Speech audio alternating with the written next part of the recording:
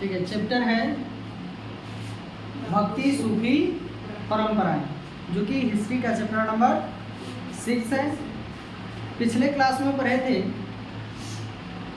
रामानुज के बारे में ना, रामानुज। अब यहाँ जो हमें पढ़ना है रामानंद, इसके बारे में, रामानंद के बारे में, जो कि दक्षिण भारत से उत्तर भारत में भक्ति आंदोलन को लाते हैं। ध्यान दीजिए, भक्ति आंदोलन को दक्षिण भारत से उत्तर भारत में रामानंद के द्वारा लाया गया। पूछ दिया जाए कि भक्ति आंदोलन को दक्षिण भारत से उत्तर भारत में किसके द्वारा लाया गया? रामानंद के द्वारा। और दक्षिण भारत में जो है सबसे ज़्यादा प्रचार प्रसार भक्ति आंदोलन का कौन किए थे? रामानंद दक्षिण भारत से उत्तर भारत में लाए। और दक्षिण भारत में सबसे ज़्यादा प्रचार प्रसार जो है किए थे भक्ति आंदोलन का, वो किए थे रामानुज, जो वैष्णव संत थे। अब ध्यान दीजिए, रामानंद का जन्म लगभग 1299 ईस्वी के लगभग 1299 ईस्वी में प्रयाग के कन्याकुब्ज ब्राह्मण परिवार में हुआ था।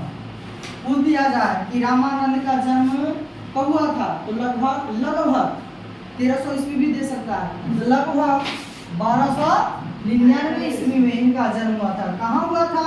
तो प्रयाग। कहाँ हुआ था? प्रयाग कहाँ है? यूपी में। प्रयाग कहाँ है? यूपी। प्रयाग का पुराना नाम क्या है? इलाहाबाद। क्या है?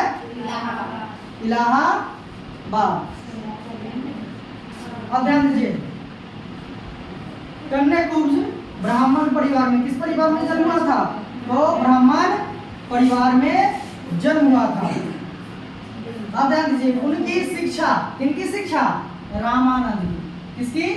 रामानंद की शिक्षा प्रयाग तथा वाराणसी में हुई। प्रयाग तथा वाराणसी में जो है इनकी शिक्षा दीक्षा हुई। राघवानंद को उन्होंने अपना गुरु बनाया।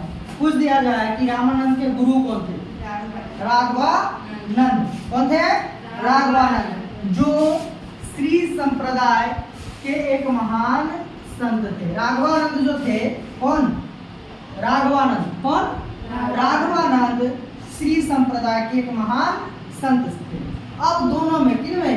रामानंद और राघवानंद में किसी अनुशासन संबंधी प्रश्न पर गुरु से मतभेद हो गया। दोनों में क्या हुआ? मतभेद हो गया। और मतभेद होने के कारण रामानंद ने मठ त्याग दिया और उत्तर भारत चले गए। कहाँ चले गए? उत्तर भारत चले गए। ये गुरु बनाए किनको? राघवानंद को। दोनों में किसी प्रश्न को लेकर मतभेद हो गया, अनुशासन संबंधी किसी प्रश्न पर दोनों में मतभेद हो गया, और ये जो है मठ त्याग दिए। कौन? रामानंद। और कहाँ चले आए? उत्तर भारत चले आए। रामानंद ने शंकराचार्य के मायावाद और ज्ञानवाद को अस्वीकार कर रामानुज की तरह, किसकी तरह? रामानुज, जो दक्षिण भारत में क्या किए थे? भक्ति आंदोलन को प्रसारित किए थे, प्रचार प्रसार किए थे। तो रामानुज की भांति, रामानुज की तरह भक्ति को मोक्ष का एकमात्र साधन बताया। रामानुज ने भी क्या किया? कहा है कि भक्ति से ही मुक्ति प्राप्त हो सकती है, मोक्ष प्राप्त हो सकती है। और वही बात रामानंद भी कहते हैं। उन्होंने विष्णु की उपासना के स्थान पर राम तथा सीता की उपासना का आदर्श समाज के समक्ष जो है रखा। कौन? रामानंद ने क्या कहा कि विष्णु की पूजा नहीं करना चाहिए, किसकी पूजा करना चाहिए? राम और सीता की।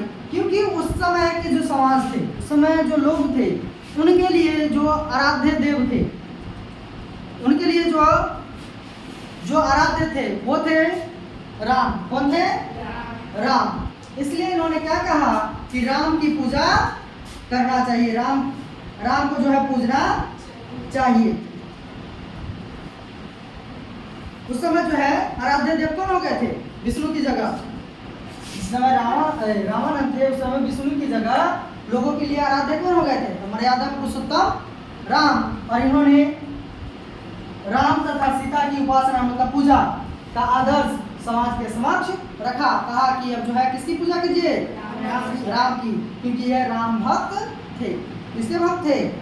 राम भक्त थे। और एक चीज ध्यान रखिएगा, राम के सबसे बड़े भक्त कौन थे? तुलसीदास। राम के सबसे बड़े भक्त तुलसीदास थे।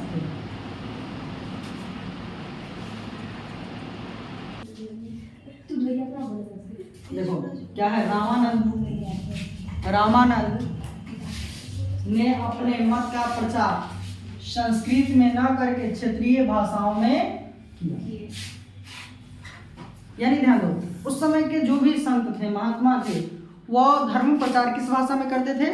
संस्कृत में। लेकिन रामानंद सोचे कि संस्कृत में करेंगे तो सबको तो समझ में आएगा नहीं, तो जहाँ गए वहीं के भाषा में इन्होंने क्या किया? भक्ति आंदोलन का प्रचार किया, धर्म का प्रचार किया, ताकि लोगों को आसानी से समझ में आ जाए। जैसे मान लो कोई भी धर्म इंग्लैंड वाला लेकर आया, यहाँ के लोगों को इंग्लिश में समझाए, समझ में आएगा? नहीं। या यहाँ के लोग जा करके हिंदी में समझाए तो क्या उसे समझ में आएगा? नहीं आएगा। तो क्या करना चाहिए कि जो लोग जहाँ हैं उसी भाषा में, जो भाषा जानते हैं उसी भाषा में उसे क्या किया जाए? समझाया जाए, तो आसानी से समझ में आ जाएगा। इसलिए रामानंद ने क्या किए? क्षेत्रीय भाषाओं में, मतलब जिस क्षेत्र में गए वहाँ की जो लोकल भाषा थी उसी भाषा में उन्होंने भक्ति आंदोलन का प्रचार किया। उनका दृष्टिकोण सभी वर्गों के लिए उदार था, मतलब भेदभाव उनके मन में नहीं था, मतलब बाह्य आडंबर से वो दूर थे। वो जो है जाति पाति बाह्य आडंबर का विरोध करते थे, जाति पाति का विरोध करते थे कि जाति पाति कुछ है ही नहीं, सब मनुष्य है। कौन विरोध करते थे? रामानंद। जबकि वो स्वयं एक ब्राह्मण परिवार से थे, और फिर भी वो क्या करते थे? इसका विरोध करते थे। भेदभाव ऊंच नीच के किसी से नहीं करते थे। रामानंद ने ब्राह्मणों से लेकर शूद्रों तक सभी को अपना शिष्य बनाया। सभी को क्या किया? अपना स्टूडेंट बनाया। रामानंद के 12 शिष्य हुए, जो इस प्रकार है। रामानंद के 12 शिष्य हुए। कितने शिष्य हुए? 12 हुए। जैसे रैदास, कबीर, धन्ना, सेना, पीपा, भावानंद, सुखानंद, आसानंद, सुरसुरानंद, परमानंद, महानंद, श्रीआनंद, ये इनके 12 शिष्य हैं। किनके? रामानंद के। कौन कौन है? और रैदास, जिन्हें कहा जाता है कि इनकी जाति चमार थी। वैसे किसी के जाति को लेना नहीं है, लेकिन जैसा कि बताया गया है ये जाति से बिलोंग करते थे। कबीर जो कि जुलाहा थे, धन्ना एक जाट थे, सेना एक नाई थे, पीपा राजपूत थे। बाकी के बारे में नहीं बताया गया है। तो ये उनके जो है शिष्य थे, कबीर, धन्ना, सेनान, पीपा, भावानंद, सुखानंद, आशानंद, सुरसुरानंद, परमानंद, महानंद और श्रीआनंद। ये उनके 12 शिष्य थे।